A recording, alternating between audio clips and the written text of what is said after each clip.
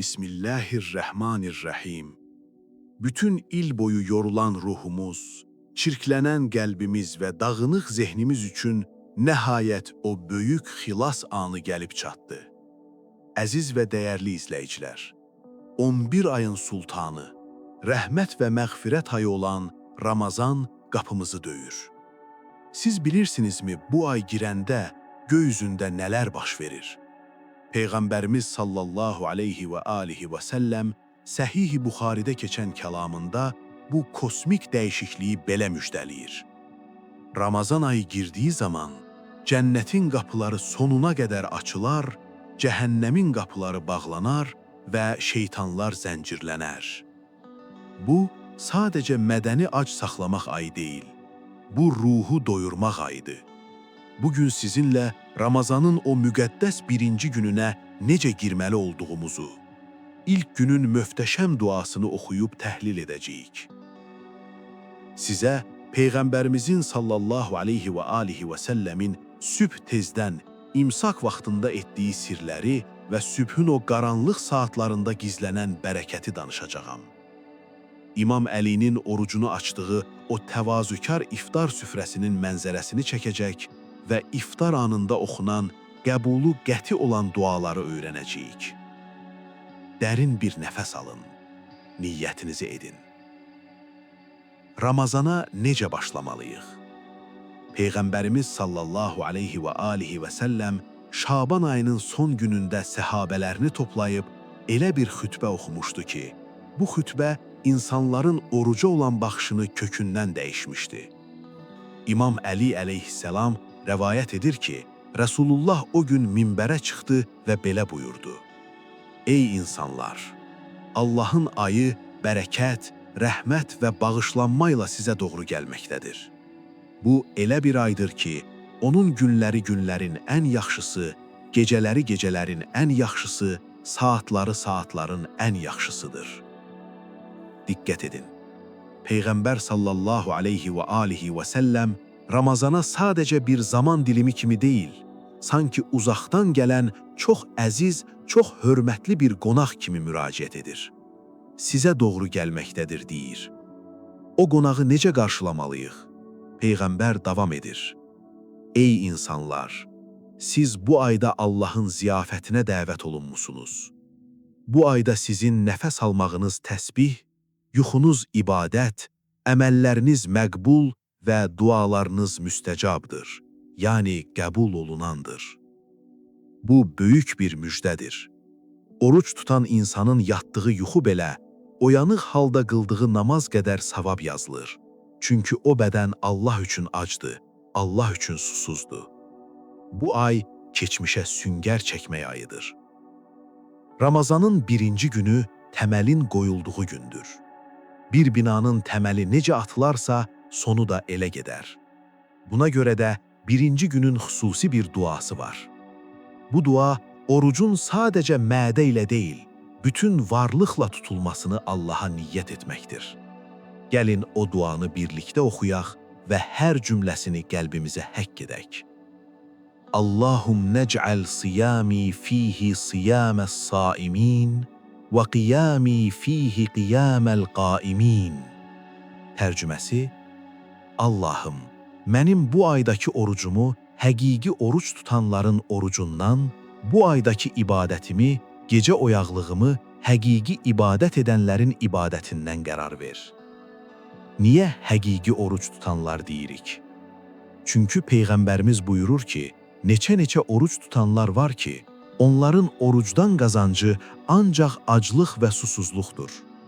Yəni adam ac qalır, amma dili ilə qeybət edir, gözü ilə harama baxır, əli ilə haqsızlıq edir. Bu, saxta orucdur.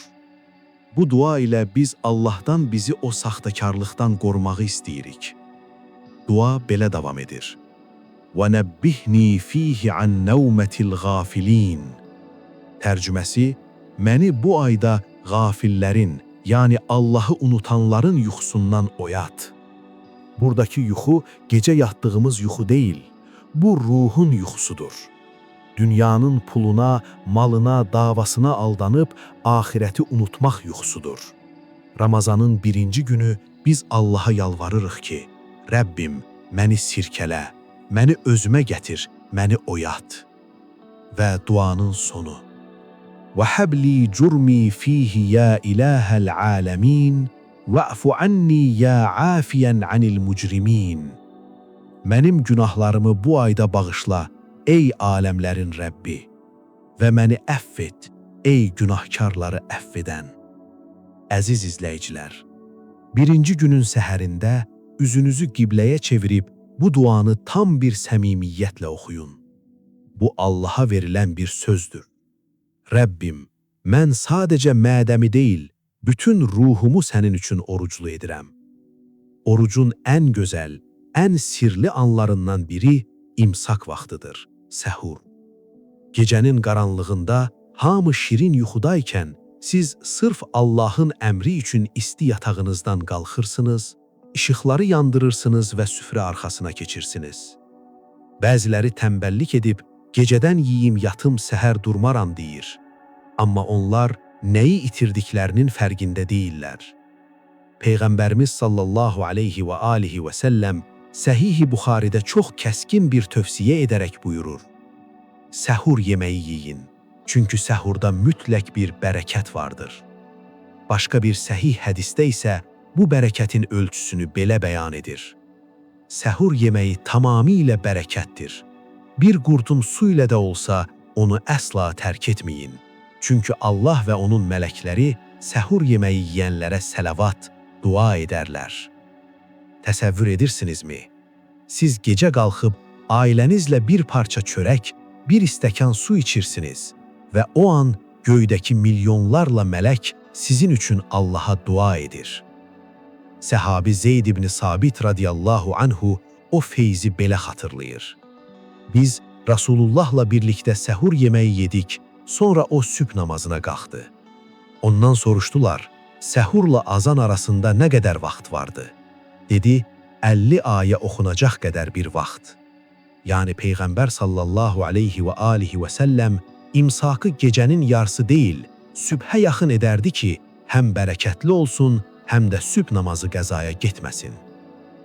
İmsak vaxtı sadəcə bədəni doyurmaq vaxtı deyil. Quran-ı Kərim Zəriyat surəsində cənnət əhlinin ən böyük xüsusiyyətini belə təsvir edir. Onlar səhər tezdən, yəni səhur vaxtında Allahdan bağışlanma diləyərlər. İmam Əli əleyhissalam bu vaxtın sirlərini açarkən buyurur. Sübhün alaqaranlığı Allahın rəhmət qapılarının ən geniş açıldığı andır. Kim o saatda oyan olar, bir loxma çörək yeyib, ardıncan əstəğfirullah desə, Allah onun ruzusunu gün boyu arxasınca qaçdırar. İmsakda yeyib dərhal yatmayın. Suyunuzu içdikdən, niyyətinizi etdikdən sonra pəncərənin önünə keçin. O səssizliyə baxın. Heç kim sizi görmür. Dünyanın xaosu dayanıb. Əllərinizi açın və imsakın o sakit duasını edin. Nəvəytu ən asumə şəhrə Ramazanə minəl fəcri iləl məğrib, xalisan li vəchilləh. Tərcüməsi, niyyət edirəm Ramazan ayının orucunu tutmağa, sübhdən axşama qədər xalis Allah rizası üçün. Bu sözü dediyiniz an, mələklər adınızı bugün Rəhmanın qonağıdır siyahısına yazarlar. Və nəhayət, gün boyu çəkilən aclığın, susuzluğun, nəfsə qarşı verilən mübarizənin sonu, axşam azanı oxunur. O an insan suyun, çörəyin əslində nə qədər böyük bir nemət olduğunu, il boyu bunların fərqinə varmadığını anlayır. Peyğəmbərimiz sallallahu aleyhi və alihi və səlləm Səhih Müslimdə oruclunun bu anını necə də gözəl təsvir edir. Oruç tutan şəxsin həyatında iki böyük sevinci vardır.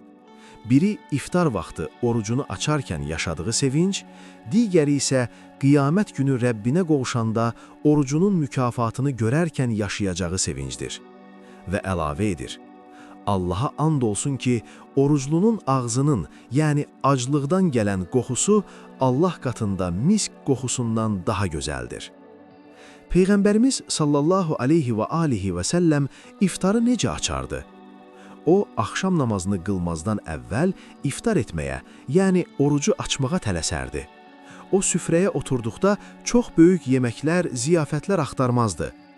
Səhih hədislərdə rəvayət olunur ki, Rəsulullah sallallahu aleyhi və alihi və səlləm namaz qılmazdan əvvəl bir neçə təzə xurma ilə, əgər xurma yoxdursa, quru xurma ilə, o da yoxdursa, bir neçə qurtum su ilə orucunu açardı. Onun iftarı bu qədər sadə, amma bu qədər bərəkətli idi. Tələsməzdi, bədənini yükləməzdi. Tarix boyu iftar süfrələrinin ən ibrətamiz, ən gözyaşardıcı bənzərəsini bizlərə İmam Əli əleyhissələm qoyub getmişdir. O, nəhəng İslam dövlətinin xəlifəsi idi. Amma Ramazan ayında onun iftar süfrəsi heyrət verici dərəcədə sadə idi. Tarixçilər yazır ki, İmam Əli əleyhissəlam Ramazan ayında hər axşam fərqli övladının, Həsənin, Hüseynin, Zeynəbin evində iftar edərdi. Amma süfrəyə oturanda ona gətirilən yeməklərdən cəmi 3 tikədən artıq yeməzdi. Övladları ona yalvarardılar. Ey atamız, sən bütün gün dövlət işləri ilə məşğul olursan, oruç tutursan, zəhmət çəkirsən, niyə belə az yeyirsən, biraz da ye. İmam Əli isə o möhtəşəm təqva ilə cavab verərdi. Mən istəyirəm ki, Rəbbimin hüzuruna çıxanda, yəni ona qovuşanda, qarnım ac, yüngül olsun. O, iftarını sadəcə bir parça quru çörək, biraz duz və ya bir qurtum süd ilə açardı. Xəlifə ola-ola nəfsinin əsiri olmazdı. Əziz izləyicilər, iftar süfrəsində israf etməyin. Bütün günü ac qalıb, axşam mədəni həddindən artıq doldurmaq Ramazanın ruhuna ziddir. Və iftar anının ən böyük sirri. Siz suyu əlinizə aldığınız o ilk saniyə var ha, bax o an yerlə göy arasındakı bütün pərdələr qalxır. Peyğəmbərimiz sallallahu aleyhi və alihi və səlləm Tirmizidəki hədisdə and içərək deyir: 3 nəfərin duası əsla rədd olunmaz. Ədalətli rəhbərin, məzlumun və iftar edən anında oruclunun duası. Suyu içməzdən əvvəl mütləq bu məşhur iftar duasını oxuyun. Allahümmə ləkə sumtu və bikə əməntu və aleykə təvəkkəltu və alə rizqikə əftərtu. Allahım, sənin üçün oruç tutdum, sənə iman gətirdim, sənə təvəkkül etdim və sənin verdiyin ruzu ilə orucumu açıram. Susuzluq getdi, damarlar islandı və inşallah savab yazıldı. İndi gəlin bu mübarək ayın başlanğıcında qəlbimizi Rəbbimizə açaq. Gözlərinizi yumun, özünüzü o bərəkətli imsak süfrəsində və sükunət dolu iftar anında hiss edin. Mədəni deyil, ruhu oruclu tutun.